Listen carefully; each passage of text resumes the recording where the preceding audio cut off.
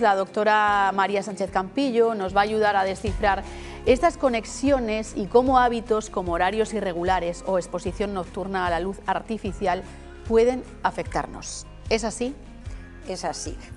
María, ¿es más importante el número de comidas que hacemos o no hacer esas comidas cuando ya no tengamos luz solar?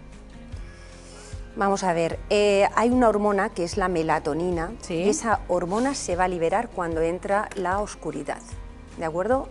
Sobre todo cuando tenemos una oscuridad absoluta. ¿Qué pasa? Que esa melatonina entra en controversia con otra hormona que gestiona el metabolismo, que es la insulina. Entonces, la insulina es una hormona que se encarga de retirar, de abrir las puertas de las células para que entre la glucosa en sangre y bueno, pues su funcionamiento después de comer pues va a estar funcionando. ¿Qué pasa? Que la melatonina entra en controversia con esta hormona y entonces lo que puede hacer es que esta insulina quede alta, ¿vale? en sangre y además se puede producir una resistencia a la insulina. Entonces, no nos conviene pues, tener como el azúcar alta, ¿vale? Porque eso nos va a llevar a un problema de obesidad.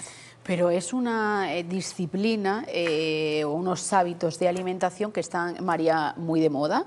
La gente, la dieta que hace ahora mismo, no todo el mundo, pero sí es tendencia, se alimenta hasta que dejamos de tener luz solar. A partir de que ya no hay luz del sol, deja de comer y vuelve a ingerir alimento otra vez con la luz solar. ¿Qué evidencia científica hay Bueno, de eso lo hace todo el planeta Tierra. No, aquí en en España no, en España cenamos a las 10 de la noche. Sí, pero es verdad que luego también nos acostamos más tarde. Sí, pero ya no hablo de que nos acostemos tarde y que nos acostemos 3 horas después de cenar, que es lo adecuado, sino gente que solo ingiere alimento en el ciclo que va con la luz del sol. Eso sería lo ideal, realmente eso tiene sentido y eso sería lo ideal.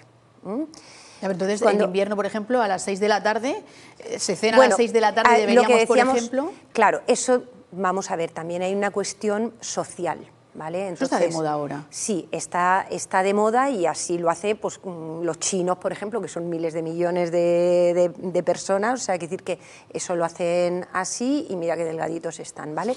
Es verdad, es verdad. Entonces, lo que sí sabemos es que cenar tarde es muy negativo, además va a afectar negativamente al sueño. No solamente por la regulación del sistema circadiano, ¿vale? De ese reloj biológico. ¿Qué es el sistema circadiano? Que no se entienda la gente. Vale, el sistema circadiano es un sistema, ¿vale? que comporta un reloj biológico central, que lo tenemos en el hipotálamo, tiene un nombre complejo que se llama núcleo supraquiasmático, bueno, da igual cómo se llame. Y luego tenemos otros relojitos en cada uno de los órganos y en cada una de las células, ¿vale? Que tienen como vida, un poquito vida propia, pero el director general está en el... O sea, cada uno tiene su función, es como si dividiésemos esos órganos en parcelas, cada uno tiene su función, pero hay un director general, como bien dices, que les dice, paramos de trabajar, es hora de descanso. Más o menos funciona así, ¿vale? Tienen una cierta autonomía, ¿vale? Tienen como una cierta autonomía, pero hay un director general. Entonces, por ejemplo, en una cuestión de los horarios de comidas, es muy importante que tengamos siempre el mismo horario, más o menos el mismo horario. ¿Por qué? Porque una de las cosas que se van a dirigir son cómo utilizas esa energía. Un ejemplo lo acabo de poner con el tema de la insulina, pero otra cosa es, por ejemplo, cómo digerimos esos nutrientes, ¿vale? Imagínate que yo te digo, tienes que tomarte una ensalada, luego unas lentejitas y luego una fruta. Eso te parecería correcto, pero imagínate que yo te digo, eso lo tienes que hacer a las 3 de la mañana. Te parecería un disparate. Es un disparate. ¿Por qué? Porque a esa hora nosotros no tenemos toda la batería de enzimas digestivas para hacer bien la digestión.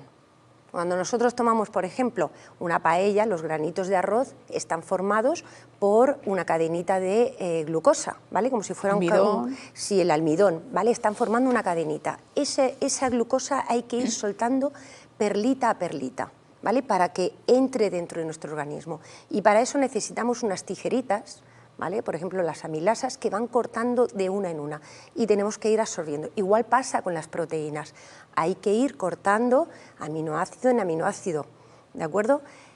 Esa batería, ¿vale?, de enzimas digestivas no las tenemos acostumbradas a que aparezcan a las 3 de la mañana, por lo tanto es muy importante tener siempre los mismos horarios para hacer una buena metabolización y una buena digestión.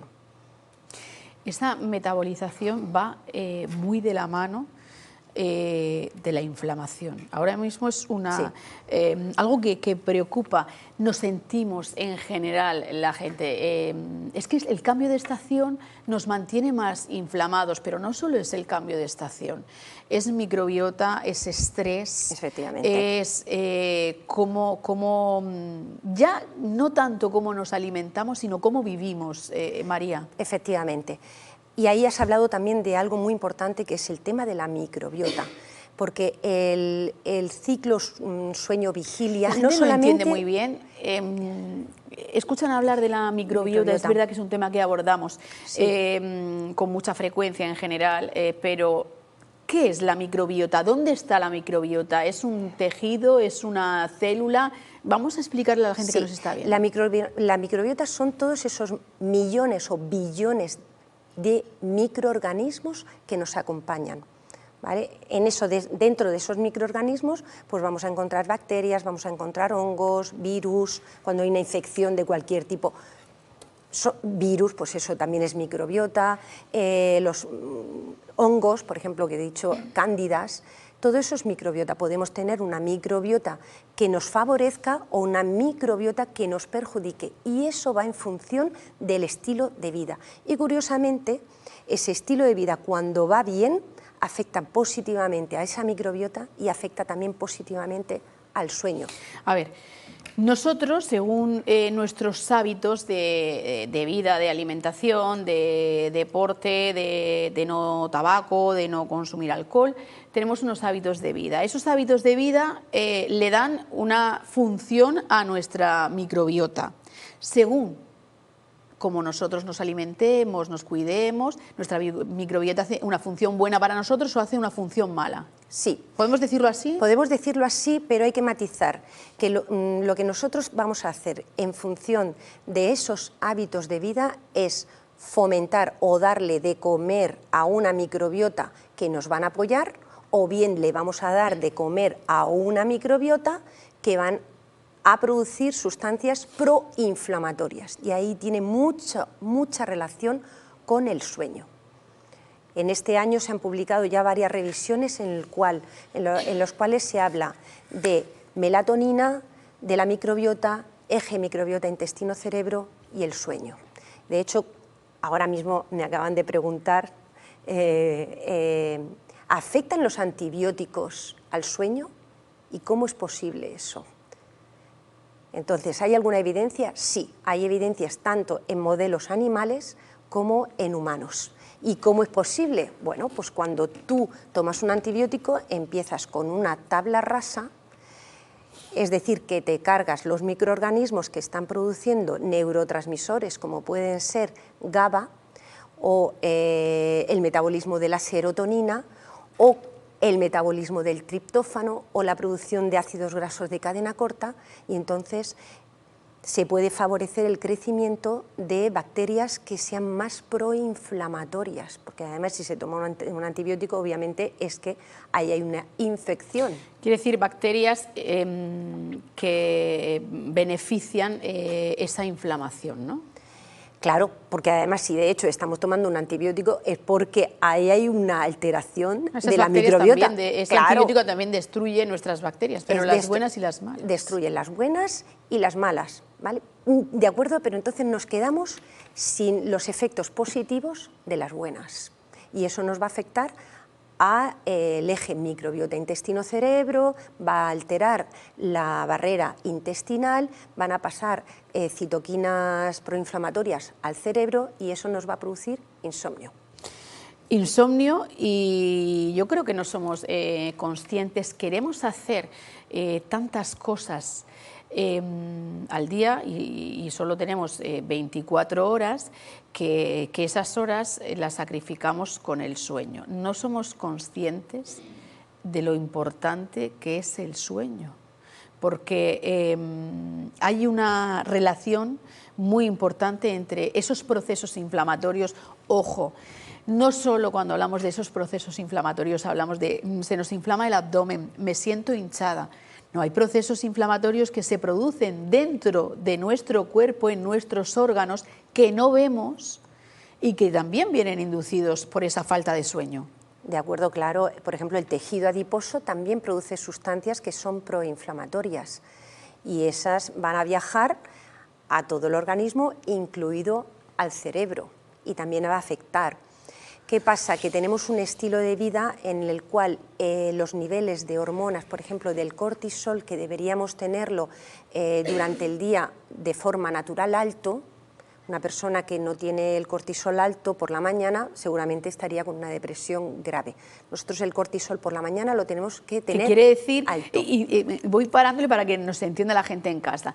Quiere decir que lo tenemos que tener alto porque es el momento en el que venimos de estar descansados y sí, es cuando más activos nos encontramos. Y eso nos lo marca nuestro cortisol, la hormona del cortisol. Por la mañana. Ese cortisol tiene que ir bajando a lo largo del día. Eso lo marca el reloj biológico. Bien, ¿qué pasa si nosotros estamos hiperactivos o hiperactivados? Que esos niveles de cortisol los vamos a mantener durante todo el día muy altos y eso nos va a costar luego inducir un sueño reparador. Por tanto, el sueño se produce, o sea, la falta de sueño se produce por un exceso de activación, por una hiperactivación, por un estilo de vida en el cual tenemos que tener una productividad 100% o faltas también de estímulos que nos induzcan este sueño. Y estoy hablando también del ciclo de la luz y de la oscuridad. Ahora iba a preguntarle eso, ¿qué consecuencias tiene cuando nos acostumbramos pues a eso, a dormir 5 horas cada día, 6 horas o menos? Bueno, hay que tener en cuenta la importancia del sueño en cuanto, por ejemplo, a la función cognitiva. Durante el sueño es cuando se va a consolidar lo que hemos aprendido durante el día, también se van a cargar las pilas literalmente, se va a eliminar basurilla y también se va a hacer una psicoterapia. Entonces, cuando no dormimos lo que tenemos que dormir, pues pueden surgir esos trastornos cognitivos, pérdidas de memoria, depresión, también afecta de una forma bidireccional a problemas digestivos y también a la microbiota. Lo que comentaba, que a lo mejor ese cortisol está muy alto y ese cortisol va a producir permeabilidad intestinal y esa permeabilidad intestinal va a favorecer inflamación tanto a nivel cerebral como en el resto del organismo. Entonces, lo que tendríamos que hacer es un poco, pues, controlar esa hiperactivación. A lo mejor no somos conscientes de esa frase que decimos todos, de voy a hacer una cura de sueño. Es real. Cuando uno duerme, hace una cura, porque no es cierto que cuando los niños son pequeños y se ponen enfermos y te dice el pediatra, no lo despiertes para darle X medicamento aunque le toque. Le va a curar más ese sueño que está teniendo que el fármaco que le vas a dar. Luego, claro, es para que seamos conscientes de lo importante que es el sueño. Más vale saltarse una toma de antibiótico por estar durmiendo que despertarse para tomarla. O sea, es para que nos hagamos una idea de lo importante que es el sueño. Claro, además se produce, por ejemplo, la melatonina, que ya hemos hablado antes de ella, y que tiene un poder antioxidante muy importante.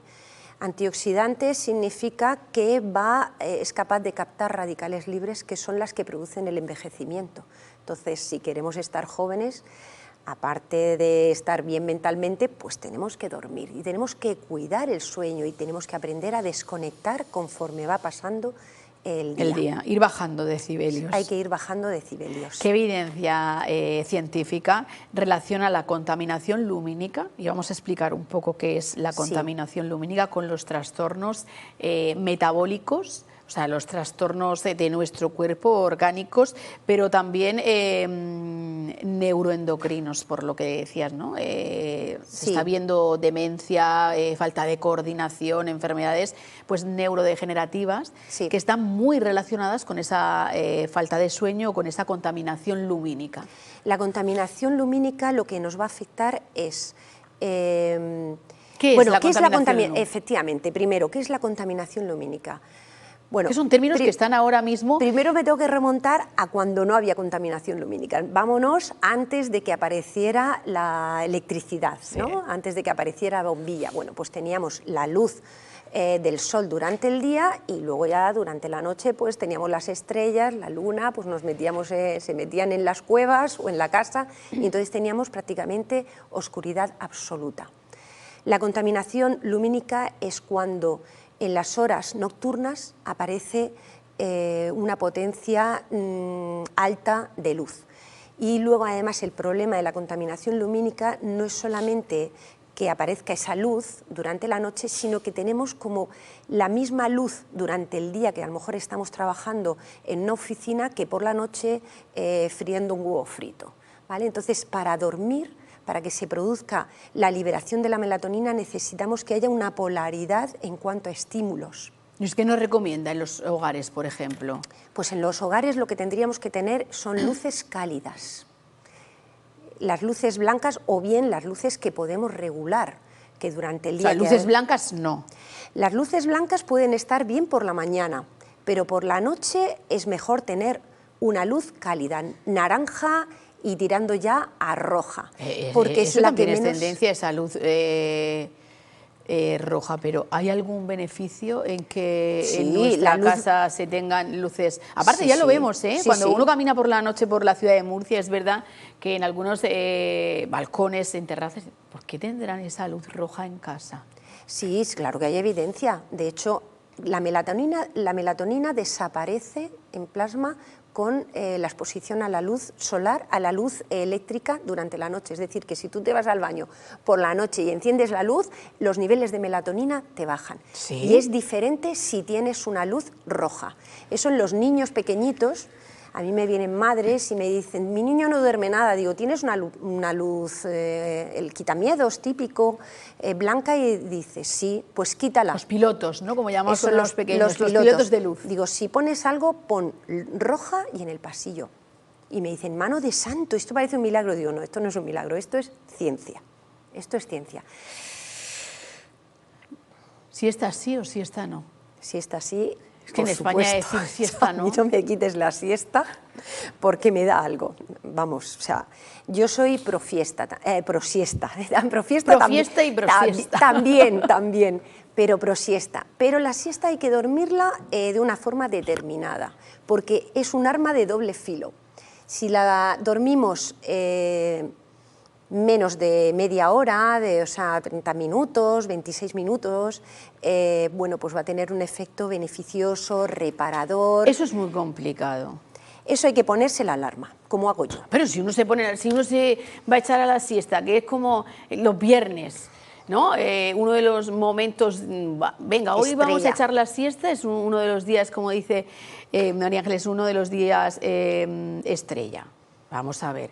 Y tengo que ponerme la alarma, pues es que estás mirando que si es que ya quedan 7 minutos para despertarme, ¿no duermes, no descansas? No, si descansas, te mentalizas que tiene que ser una siesta corta. Yo lo hago todos los días, pero todos los días desde... Yo hice la tesis en un hospital.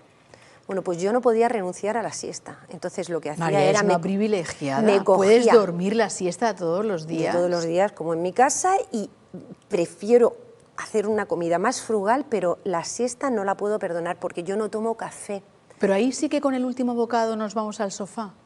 Bueno, yo recojo la cocina, hay que recoger un poco recojo un poquito y entonces ya la siesta, 20 minutos, 15 minutos. Resulta que el sueño tiene una arquitectura, ¿vale? Esa arquitectura, si nosotros... ¿cómo es esta arquitectura? Lo voy a explicar, ¿vale? Tenemos como que bajar una serie de escalones, ¿vale? Fase 1, fase 2, fase 3, fase 4 y luego hay que pasar como una vallita, que es el sueño REM. Fase 1, 2, 3, 4 es sueño profundo y luego ya está la fase REM, que es cuando soñamos, hacemos esa reparación neuropsiquiátrica. Y cuando uno está que se despierta varias veces por la noche porque está más inquieto, porque tiene preocupaciones, ¿ahí nos saltamos fases del sueño importante? No, no. Te voy a explicar o sea, una vez explicada, en la siesta tendríamos que hacer nada más que fase 1 y fase 2, no entrar en la 3 y en la 4 ni fase REM. ¿Por qué? Porque si nos despertamos en la fase 4 nos vamos a despertar lo que decimos vulgarmente empanados, o sea, un poco como mareados, aturdidos, el cerebro no responde, los músculos no responden. Hay que hacer fase 1 y fase 2. O sea, ese es el por qué tiene que ser de 20 minutos. De 20 minutos. Si hacemos uno completo, que es 1 hora y media, eso va a afectar al inicio del sueño nocturno.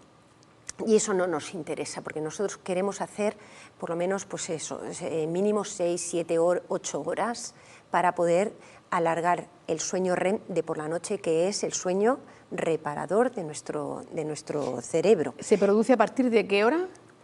No de qué hora, sino del número también de fases, pero son como unas 7, 8, cada persona necesita algo diferente. Yo necesito muchas horas de sueño. Pero si me decías que después de 1 hora y media ya entramos en la tercera fase. No, hacemos 1 hora y media, fase 1, 2, 3, 4, REM, eso es 1 hora y media. Ahí se produce un micro despertar, que es cuando nos despertamos, ay, pues voy al baño, ay, voy a beber agua. No debemos encender la luz para no tener contaminación lumínica, o no nos damos ni cuenta y seguimos durmiendo. Y entonces volvemos a empezar, fase 1, 2, 3, 4, REM. Volvemos a empezar, fase 1, 2, 3, 4, REM. Cada vez que despertamos. Cada vez hacemos un micro despertar que a veces es consciente y otras veces no es consciente. Conforme vamos siendo mayores, si tenemos peores hábitos, el sueño es más entrecortado, nos vamos despertando entre cada uno de estos grupos o entre cada uno de estos ciclos. ¿Y cuando uno se despierta siempre a la misma hora, eso se puede corregir? ¿Hay alguna manera que se pueda cambiar? Porque es cierto que a veces te rompe el sueño, hay personas que a las 3 de la mañana o de madrugada se despierta y ya le cuesta volver a coger el sueño, pero siempre se produce ese despertar a la misma hora. ¿Por qué? Bueno, eso además también hay cuestiones más atávicas, más ancestrales, puesto que antes, en la Edad Media, hay escritos que lo demuestran, que se dormían como en 2 partes.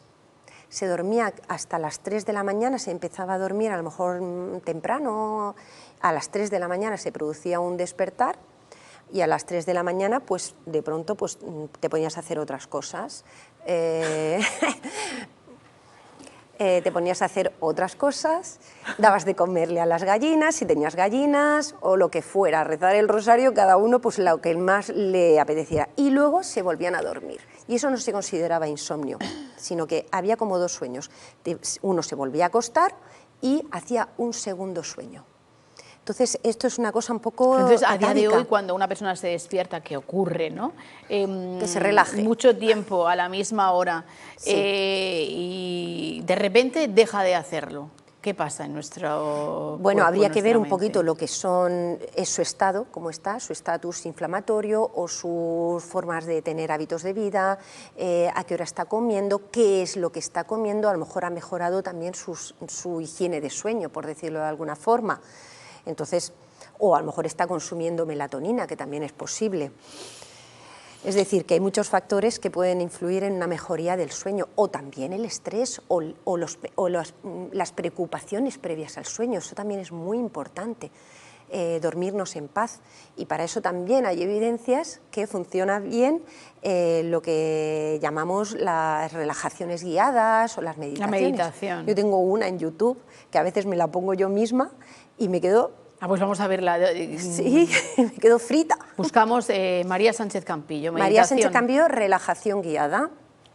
Y nos ayuda a dormir. Y nos ayuda a o por lo menos dormir. a desconectar, a descansar. Sí. Yo lo recomiendo y a la gente que se lo pone dice, María, digo, el objetivo es que no termines de escucharlo, sino que te quedes durmiendo antes. Dormida. O sea, María, nos quedamos sin tiempo, podríamos estar hablando contigo toda la mañana porque siempre son temas súper interesantes y de contenido pues divulgativo que le interesa a todo el mundo, que todo el mundo puede poner en práctica y que nos beneficie a todos. Pero antes de marcharnos, ¿cómo podemos integrar hábitos saludables tanto de microbiota como de sueño en nuestra rutina diaria? Sí.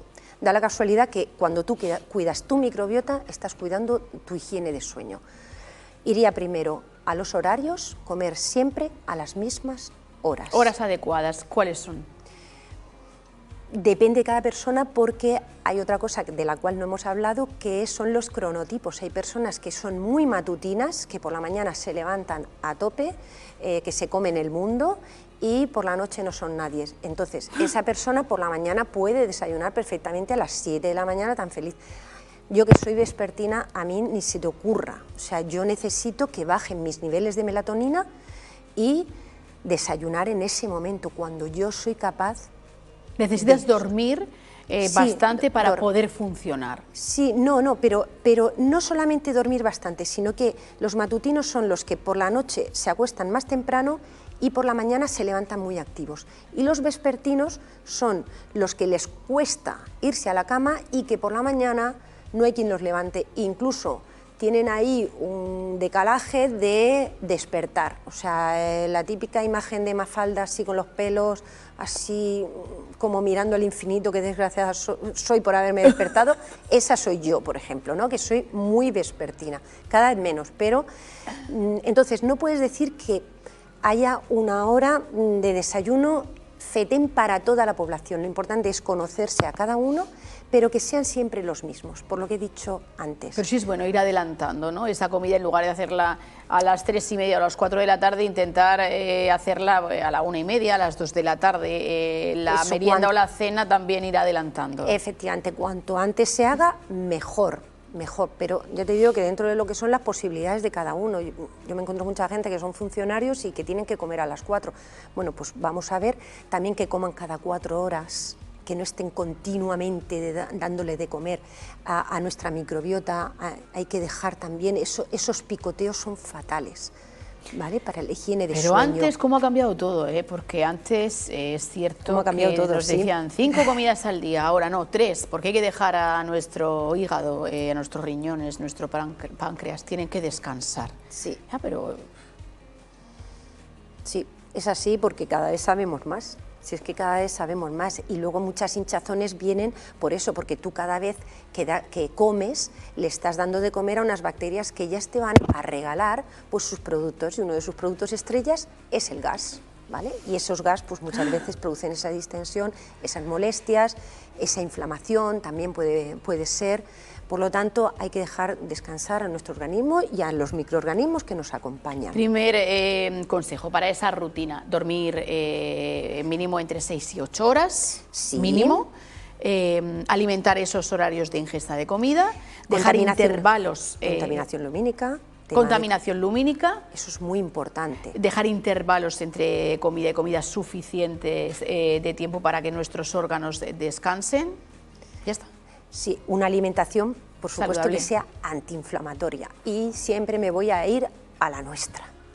¿Por qué? Porque es una de las mejores del mundo, está en el golden estándar de las dietas a nivel mundial, y eso está con grandes evidencias. Entonces nos vamos a ir a la dieta mediterránea, y si tenéis dudas de lo que es la dieta mediterránea, ponéis pirámide nutricional de la dieta mediterránea, y ahí aparece el número de raciones que hay que tomar al día y a la semana. María Sánchez Campillo, gracias por acompañarnos. Ya han escuchado, hay que practicar deporte, hay que alimentarse de manera saludable, no más de 3 comidas al día para que nuestros órganos descansen, hay que dormir entre 6 y 8 horas mínimo, protegernos de esa contaminación lumínica, luces naranjas, luces rojas. Conforme va cayendo la tarde, pues vamos bajando esos decibelios, ¿no? Esas revoluciones para descansar mejor. Han tomado nota y si ven que con eso no pueden conseguir relajarse, no pueden dormir, pues ponemos relajación María Sánchez Campillo en YouTube. Sí. Y empezamos a dormir bien, a relajarnos y a descansar. Nosotros nos vamos, son las 11:47, 48 minutos, nos vamos a publicidad, pero volvemos enseguida, no se vayan.